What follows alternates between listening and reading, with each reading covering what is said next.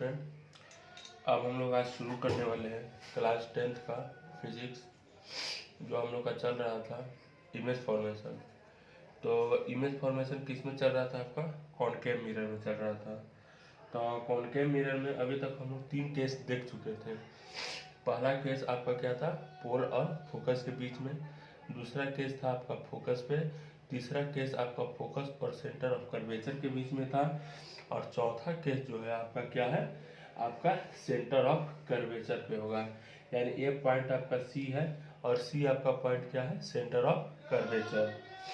तो जो ये सी पॉइंट आपका सेंटर ऑफ कर्वेचर है, यहीं पे आपका इमेज ऑब्जेक्ट रखा हुआ है। सी ए आपका क्या है? ऑब्जेक्ट है और सी बी आपका क्या है? इमेज है। तो सेंटर ऑफ कर्वेचर पे जहाँ ऑब्जेक्ट रहेगा उसका इमेज भी कहाँ बनेगा? सेंटर ऑफ कर्वेचर पे ही बनेगा। एक कॉन्सेप्ट को याद रखना है, जब भी ऑब्जेक्ट अगर आपका सेंटर ऑफ कर्वेचर पे रहे तो उसका इमेज आपका कहाँ बनेगा? सेंटर ऑफ कर्वेचर पे ही बनेगा। कैसे बनेगा वो भी हम लोग देख लेते हैं। तो देखिए ये ऑब्जेक्ट है, यहाँ से लाइट पास की है तो ये आपका कहाँ से पास करेगा? फोकस से पास करेगा। क्यों? क्योंकि ये आपका प्रिंसिपल एक्सिस है। जब भी प्रिंसिपल एक्सिस के पैरेलल कोई रे होता है तो आपका क्या होता है? कहाँ से पास करता है? फोकस से पास करता है। ये रूल हम लोग जानते हैं। आगे कह रहा है कि जब भी आपका अगर फोकस से पास करेगा तो वह आपका क्या हो जाएगा? प्रिंसिपल एक्सिस के पैरेलल हो जाएगा। तो ये लाइट आपका फोकस से पास कर रहा है और ये पास होने के बाद आपका रिफ्लेक्शन कहाँ हो रहा है? इस तरह से हो रहा है, जो कि आपका प्रिंसिपल एक्सिस का क्या है? पैरेलल है। तो पहला कंडीशन था कि एक लाइन पैरेलल था तो फोकस होकर गुजरेगा, और जब लाइट आपका फोकस होकर गुजरेगा तब आपका कहाँ होगा? इसके पैरेलल होगा। ये कॉन्सेप्ट समझ में आ गया? तो देखिए अब समझने का कोशिश करते हैं। तो कह रहा है कि व्हेन ए ऑब्जेक्ट सी है, जब कोई एक ऑब्जेक्ट मेरा सी ए है, यानी सी और ए मेरा क्या है? एक ऑब्जेक्ट है, is having at centre of curvature, जब वो आपका सेंटर ऑफ कर्वेचर पे होगा, then C B is happen at the centre of curvature, तब सी बी भी आपका क्या होगा? सेंटर ऑफ कर्वेचर पे ही होगा। इतना चीज समझ में आ गया? चलिए आगे करा कि दिस इमेज इज रियल, यह इमेज आपका क्या होता है? रियल होता है। इनवर्स, वह आपका क्या होगा? इनवर्स होगा। और साथ साथ hand same size of the object, और जितना साइज का ऑब्जेक्ट आपका होगा उतना ही साइज का आपका क्या होगा? इसका इमेज होगा। तो इतना चीज हम लोग को क्लियर हो गया। चलिए आगे कह रहा है कि when object at C then image make, जब आपका ऑब्जेक्ट सी पे रहेगा तब आपका इमेज कहाँ कहाँ बनेगा? तो इमेज आपका सी पे ही बनेगा। यानी सी कहने का मतलब आपका क्या हो गया? सेंटर ऑफ कर्वेचर हो गया। ठीक है, फिर आपका रियल बनेगा यानी वास्तविक बनेगा, फिर आपका इन्वर्स बनेगा यानी उल्टा बनेगा, और फिर आपका same size of the object बनेगा। यानी कहने का मतलब है कि सी ए का जितना साइज है उतना ही आपका सी बी का साइज है। सी ए जो है आपका क्या है? ऑब्जेक्ट का साइज है, और जो सी बी है आपका वह क्या है? मेरे इमेज का साइज है। तो जितना साइज का ऑब्जेक्ट होगा उतना ही साइज का आपका क्या होगा? इमेज बनेगा। जैसे मान लीजिए ये मेरा ऑब्जेक्ट है, तो इसका जितना साइज है इतना ही साइज का इसका क्या बनेगा? इमेज बनेगा, अगर सेंटर ऑफ कर्वेचर पे होगा तब। चलिए अब हम लोग केस नंबर 5 की ओर चलते हैं।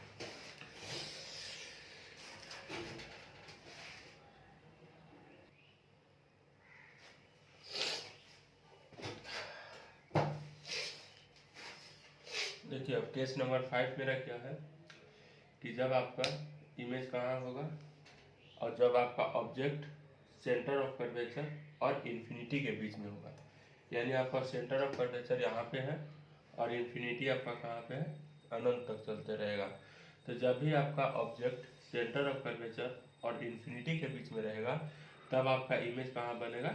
आपका सेंटर ऑफ कर्वेचर और फोकस के बीच में बनेगा। ये आपका ए बी ऑब्जेक्ट हो गया और ए डैश बी डैश मेरा क्या हो गया? इमेज हो गया। तो ये जो ऑब्जेक्ट है इसका इमेज कहाँ बन रहा है? सेंटर ऑफ कर्वेचर और फोकस के बीच में बन रहा है। ये चीज को कॉन्सेप्ट को याद रखना है कि जब भी मेरा ऑब्जेक्ट कहाँ रहेगा? सेंटर ऑफ कर्वेचर और फोकस के इन्फिनिटी के बीच में रहेगा। तो जब सेंटर ऑफ कर्वेचर और इन्फिनिटी के बीच में रहेगा तब आपका इमेज का फॉर्मेशन कहाँ पे होगा? तो वह आपका होगा सेंटर ऑफ कर्वेचर और फोकस के बीच में। अब कॉन्सेप्ट को हम लोग समझने का कोशिश करते हैं। तो when a object is between centre of curvature and infinity, जब भी आपका ऑब्जेक्ट सेंटर ऑफ कर्वेचर और इन्फिनिटी के बीच में रहेगा, then image A dash B dash is made between centre of curvature and focus.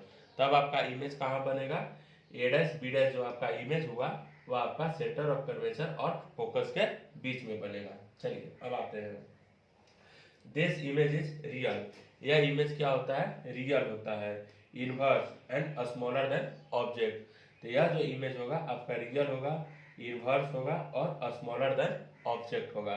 Real माने वास्तविक होगा, इनवर्स माने उल्टा होगा, और जितना ऑब्जेक्ट का साइज होगा उससे कम होगा। जैसे यहाँ ए बी का साइज कितना है, इतना बड़ा है, लेकिन यहाँ ए डैश बी डैश का साइज क्या है, बहुत ही छोटा है। यानी ऑब्जेक्ट का साइज मेरा ज़्यादा है और इमेज का साइज आपका क्या है, कम है। तो यही चीज कर रहा है कि when the image between centre of curvature, जब भी आपका इमेज कहाँ रहेगा, centre of curvature and focus, तो जब आपका तब आपका इमेज कहाँ बनेगा, तो centre of curvature and infinity, sorry,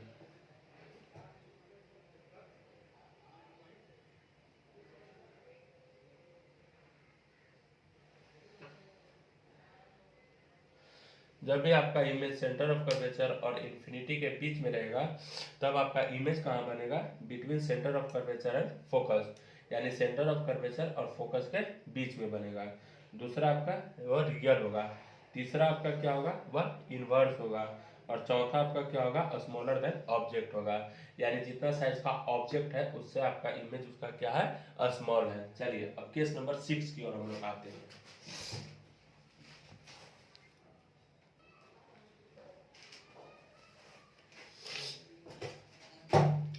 अब देखिए, अब हम लोग का केस नंबर 6 क्या होगा कि मेरा जो ऑब्जेक्ट है वह आपका कहाँ रहेगा, इन्फिनिटी पे रहेगा।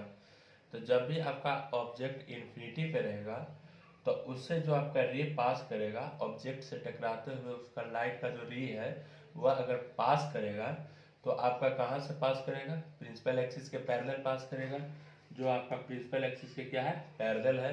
और जब वह प्रिंसिपल एक्सिस के पैरेलल होगा तब वह कहाँ से गुजरेगा, फोकस से गुजरेगा, क्योंकि ये रूल हम लोग जानते हैं, रूल नंबर 1 में जब इमेज का फॉर्मेशन होता है, ये आपका प्लेलिस्ट में पूरा दिया हुआ है मेरा फिजिक्स क्लास का।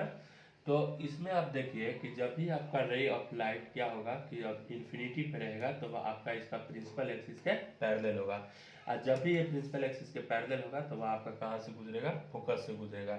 यानी कहने का मतलब है कि जब भी मेरा ऑब्जेक्ट अगर इन्फिनिटी पे रहेगा तो उसका इमेज कहाँ बनेगा, फोकस पे रहेगा।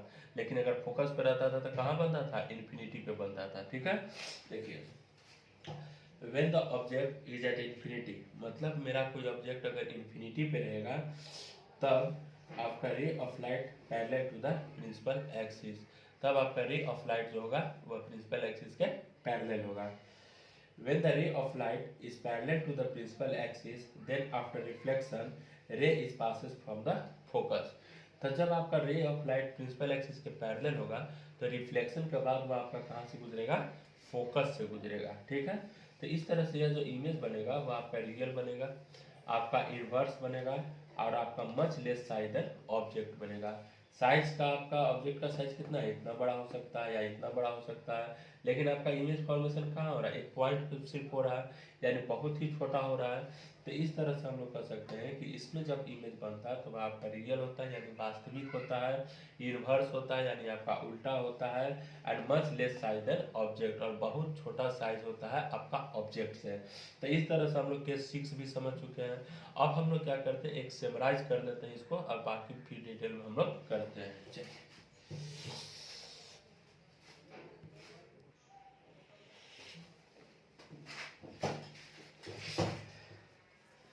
चलिए अब हम लोग कंक्लूजन देख लेते हैं कॉनकेव मिरर का। जो आपका कंक्लूजन था कि कितना कितना पोजीशन यानी 6 पोजीशन पे रखेंगे ऑब्जेक्ट तो इमेज कैसे बनेगा, उसके बारे में अब हम लोग डिटेल से एक बार कंक्लूजन उसका देख लेते हैं। तो देखिए, पहला वो क्या था कि जब आपका फोकस और पोल के बीच में रहेगा, तो जब भी आपका फोकस और पोल के बीच में रहेगा तो आपका उसका इमेज कहाँ बनेगा, मिरर के पीछे बनेगा। एक चीज़ हम लोग जानते थे, यानी बिहाइंड द मिरर। और इमेज का नेचर आपका कैसा रहेगा, वर्चुअल होगा और आपका स्टेट होगा, ये भी हम लोग जानते थे। साइज ऑफ इमेज आपका क्या होगा, ग्रेटर देन ऑब्जेक्ट होगा, ऑब्जेक्ट के साइज का ग्रेटर होता था। दूसरा केस क्या है, फोकस। जब आपका फोकस पे रहेगा तो आपका इमेज कहाँ बनेगा, इन्फिनिटी पे बनेगा। आपका नेचर ऑफ इमेज क्या होगा, रियल होगा, इन्वर्स होगा। आपका साइज ऑफ इमेज क्या होगा, मोर ग्रेटर देन ऑब्जेक्ट होगा। चलिए आगे कर रहा है between focus and centre of curvature. जब आपका फोकस और सेंटर ऑफ कर्वेचर के बीच में रहेगा तब आपका इमेज कहाँ बनेगा, सेंटर ऑफ कर्वेचर और इन्फिनिटी के बीच में बनेगा।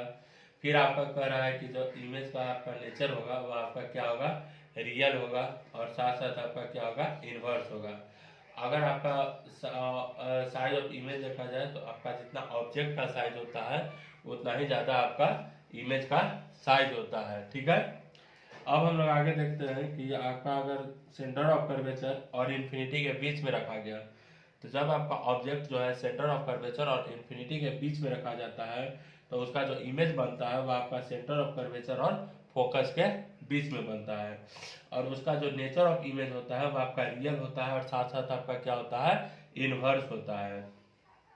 अगर हम लोग इमेज का साइज देखें तो वह आपका क्या होता है, ऑब्जेक्ट के साइज से क्या होता है, कम होता है। अब हम लोग आगे देखने का कोशिश करते हैं। केस नंबर 6 है, जब आपका इन्फिनिटी पे रहेगा। तो जब ऑब्जेक्ट आपका इन्फिनिटी पे रहेगा तो आपका इमेज कहाँ पे बनेगा, फोकस पे बनेगा। उसके बाद आपका नेचर ऑफ इमेज क्या होता है, रियल होता है, और साथ साथ आपका क्या हो जाएगा, इनवर्स हो जाएगा। और साइज ऑफ इमेज आपका क्या होगा, much less size than object, यानी ऑब्जेक्ट का साइज से आपका क्या होगा, बहुत ही कम होगा। तो अभी हम लोग समझ चुके हैं कि कॉनकेव मिरर में आपका इमेज का फॉर्मेशन किस तरह से होता है। अब हम लोग का जो नेक्स्ट वीडियो आएगा